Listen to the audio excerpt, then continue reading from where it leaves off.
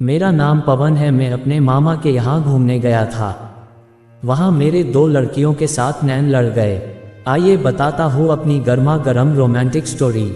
हमारे मामा जी के घर के नज़दीक दो अति सुंदर बहनें रहती थी, जो हमेशा एक साथ अपनी छत पर जाती और वहीं खड़ी होती, और एक बात जब उनको कहीं बाहर जाना हो तो साथ जाती थी। हम थोड़े बदमाश और शरारती टाइप के थे, मगर हमको लड़कियों की शराफत और सादगी बहुत पसंद थी। मैंने जब दोनों बहनें की जानकारी निकाली तो पता चला बड़ी वाली बहन का नाम पारो और छोटी का नैना। फिर मुझे उन दोनों की एक बात और पता चली, वो किसी को आंख उठाकर भी नहीं देखती और हमेशा साथ रहती है।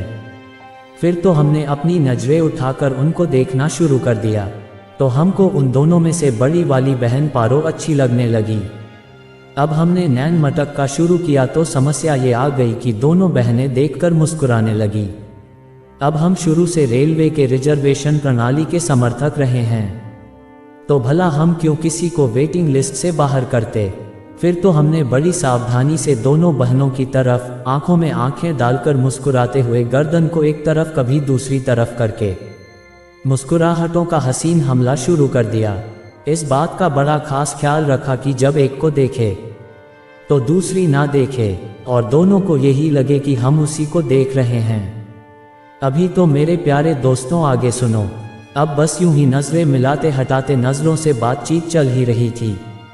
पारो जो हमको पसंद थी, उसकी मुस्कान हमको इशारा देने लगी, और वो हमारी आरक्षण नीति और हमारी हरकतों को भी पहचान गई। वो समझ रही थी हमारे अंदर क्या तूफान चल रहा है। अब हम ज़्यादा रिस्क ले नहीं सकते थे, तो हमने नैना पर से अपना फोकस हटाकर पारो पर ध्यान केंद्रित कर दिया, वो भी एकदम सही तरीके से। एक दिन अचानक हम टहल रहे थे तो पारो साइकिल चलाती हमारे पास एक गली में शाम ढलते वक्त आई और बोली, क्या बात करनी है आपको, बोलो। ये सुनकर हमारी दिल की धड़कन बहुत तेज हो गई, मगर फिर भी इस वार्तालाप रूपी हमले से संभालते हुए सुरक्षित दूरी बनाते हुए बोले, क्यों तुमको नहीं पता कि मैं क्या कहना चाहता हूँ। वो मुस्कुराकर सर झुकाते हुए नजरें उठाकर बोली, तो बोलिए ना। हमने अब भी सुरक्षा को प्राथमिकता समझकर कहा, देखो तुम जाओ, कोई देख लेगा। तुमको पता ही है कि हम क्या कहेंगे, तो क्यों नहीं तुम मेरी मन की बात को समझकर मुझे जवाब दे देती। अब वो शर्मा कर अपनी साइकिल पर बैठकर पेडल मारते हुए बोली, आई लव यू मेरे पवन जी। ये कहकर वो वहां से चली गई। झूठ नहीं कहूँगा दोस्तों, उस दिन वाकई गर्म हवाओं में भी ठंडक महसूस होने लगी। खुशी का तो मानो कोई ठिकाना ही नहीं था। जोर की भूख लगने लगी। बिना बात के मुस्कुराहट ने हमारे होंठों पर घर बना लिया था। चांद दिन में दिखाई देने लगा। अब तो इश्क भी सातवें आसमान पर पहुंच गया था। अब तो दिल का कनेक्शन ऐसा हुआ कि हम दिल में याद करते और वो अपनी छत पर आ जाती। अब मैं छत पर भी जाता और वो ना भी दिखे तो धूप में सूखता उसका दुपट्टा भी दिल को सुकून दे देता था। उसने बहुत से प्रेम पत्र हमको लिखे। पत्रों में हमारा दर्जा भगवान जैसा वो लिखती थी। उसकी दी हुई उसकी तस्वीर शर्ट के अंदर रखकर हमको ऐसा लगता था कि कोई कवच पहन लिया हो। कभी भी किसी से लड़ाई हो जाती तो उस तस्वीर के एहसास भर से हमको दर्द भी नहीं होता था, और हम बिना डरे हर लड़ाई जीतते थे। हमने एक साथ जीवन जीने का कोई वादा कभी इसलिए नहीं किया क्योंकि एक दूसरे के बिना भी रहना पड़ सकता है, ये सोच ही नहीं आती थी। इसी दौरान हमारे मामा जी का देहांत हो गया और हमारा आना जाना और पारो से मिलना जुलना कम हो गया। इश्क पूरे शबाब पर था और इस कदर था कि हम घर का सामान लेने भी जाते तो 12 किलोमीटर दूर पारो के घर का चक्कर लगाकर सामान लाते। पारो भी हमसे बहुत मोहब्बत करती थी, जो हमको महसूस भी होती थी। इस सब के बीच एक बार हम पारो के घर के नज़दीक पार्क में उसके आने का इंतजार अपने 3 दोस्तों के साथ कर रहे थे। तभी वो शाम के अंधेरे में हमारे नज़दीक आई और बोली, मुझे आपसे कोई मतलब नहीं रखना है, मैं सिर्फ ये कहने आई हूँ कि आप मेरी फ़ोटो और मेरे दिए हुए प्रेम पत्र मुझे वापस कर दो और मेरी ज़िंदगी से चले जाओ। अब आप इसको हमारी ईगो कहिए या जो भी। हमने पारो से नहीं पूछा कि क्यों ऐसा कर रही हो, हालांकि हमने उसके चेहरे पर शर्मिंदगी देखी थी, क्योंकि वो जो कह रही थी उसके पीछे उसके पास कोई कारण नहीं था। मगर वो ये बोल के चली गई। उसके बाद मैंने अपने दोस्तों को वापस घर भेज दिया और मैं वही उस पार्क में बैठकर घंटों आंसू बहाता रहा। अगले दिन हमने ईमानदारी से उसके सब प्रेम पत्र और फोटो उसको दे दिए। जब मैं उसका ये सामान वापस कर रहा था तब वो बोली, सुनो, आप मुझे 1000 रुपये उधार दे सकते हो। हमने बिना कुछ कहे उसको 1000 रुपये उसको दिए और चश्मे के पीछे अपनी नम आंखों को छुपाते हुए बाइक स्टार्ट करके चल दिए। उसके बाद हमने उस गली की तरफ कभी मुड़कर नहीं देखा। हमको ऐसा धोखा मिला था जिसमें हमारी कोई गलती नहीं थी और ना ही हमको हमारी गलती बताई गई थी। हमने तो अपनी तरफ से पाक मोहब्बत की थी, कभी शारीरिक संबंधों के बारे में कोई सोच भी नहीं आई थी। फिर भी हमारे साथ ऐसा हुआ।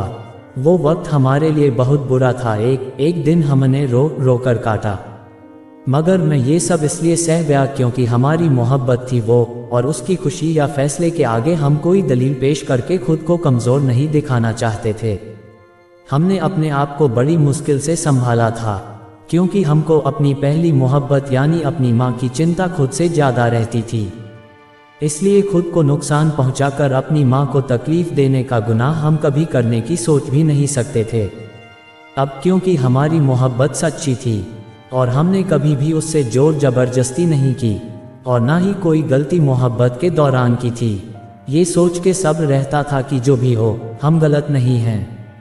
और हमने कभी अपनी मोहब्बत का बुरा नहीं सोचा और कभी लव लेटर या फोटो दिखाकर अपनी मोहब्बत को बदनाम करने की कभी भी कोशिश नहीं की। अच्छा करने का एहसास ही सुकून देने को काफ़ी था। महबूबा तो नहीं थी मगर हमारा इश्क हमारे दिल में बाकी था। इतना प्यार करने के बाद भी पता नहीं उसने क्यों छोड़ा था। अब काफ़ी टाइम गुजर गया था, काफ़ी क्या 5 साल हो चुके थे और 5 साल बाद वो मुझे अचानक से मिली तो उसने बताया कि उसकी शादी हो चुकी है। फिर उसी पल से हमारी बातचीत फिर शुरू हुई। बातचीत की वजह वो उधार दिए पैसे लौटाना चाहती थी। बातचीत होते हुए एक बार फिर वो हमारे इश्क में सरेंडर हो गई। वो हमसे अब घंटों तक बात करती। मैं समझ गया कि वो फिर से मुझसे मोहब्बत करने लगी है। एक रोज़ हम मिले और उसने बताया कि वो हमको अपनी सहेली के भाई से उस वक्त मोहब्बत करने की वजह से तुमको छोड़कर चली गई थी। बाद में उसने उसके साथ बहुत दुख भोगे। उसने कहा तुमने एक बार भी मुड़कर नहीं देखा, कभी मिलने भी नहीं आए, जानने की कोशिश भी नहीं की मेरे बारे में। मैं तुमको याद करती थी, तुम्हारी अच्छाई मुझे हमेशा याद रही कि कैसे तुमने कभी मुझे किसी बात के लिए मजबूर नहीं किया। मेरे मानने पर सभी प्रेम पत्र और फोटो भी दे दिए थे। मैंने कहा अब इन सब का कोई फ़ायदा नहीं, मेरा प्यार मेरे में सीमित है। मैं तुमको कोई तकलीफ़ तब भी नहीं देना चाहता था और अब भी नहीं दूंगा, क्योंकि मैं आपके तन से नहीं पारो मन से प्यार करता हूँ।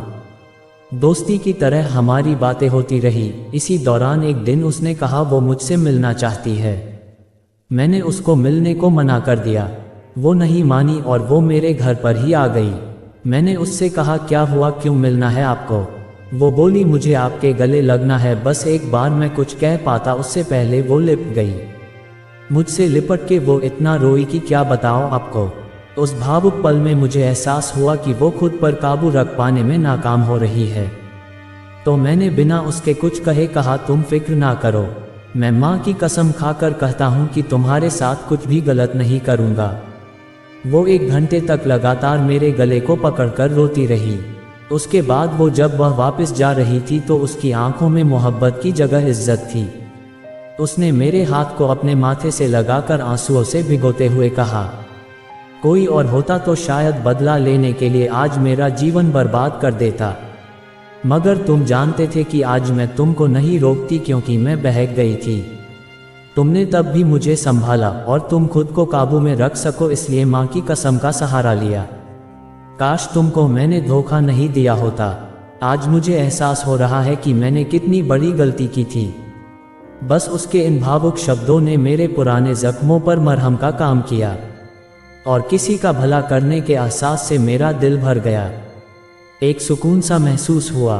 अब मैंने और पारो ने ये फैसला किया कि हम अब कभी नहीं मिलेंगे, क्योंकि हमारे मिलने से उसका बसा हुआ घर टूट सकता था और हमने एक अच्छे दोस्त रहने का वादा करके फिर हम जुदा हो गए और फिर कभी नहीं मिले। जब वो तकलीफ़ में होती है तो वो फ़ोन पर बता देती है और उसकी तकलीफ़ दूर होने पर बात ख़त्म हो जाती। ये भी अच्छा है, तकलीफ़ में लोग उसे ही याद करते हैं जो दिल के करीब होते हैं। इसलिए जनाब, हमने अपने अनुभव से ये ही सीखा है कि जब आप किसी से प्यार करते हैं तो उसका बुरा करने की सोच भी नहीं सकते। आप सही और सच्चे हैं तो आपकी सच्चाई आपको एक दिन सम्मान जरूर दिलवाएगी। मोहब्बत से अगर कुछ बड़ा है तो वो है अपनी महबूबा से मोहब्बत की जगह इज्जत पाना, और इज्जत आपको आपके अच्छे कर्म आज नहीं तो कल अवश्य फल दिला देंगे। दोस्तों, अगर आपको हमारी स्टोरी अच्छी लगी हो तो लाइक और सब्सक्राइब करें।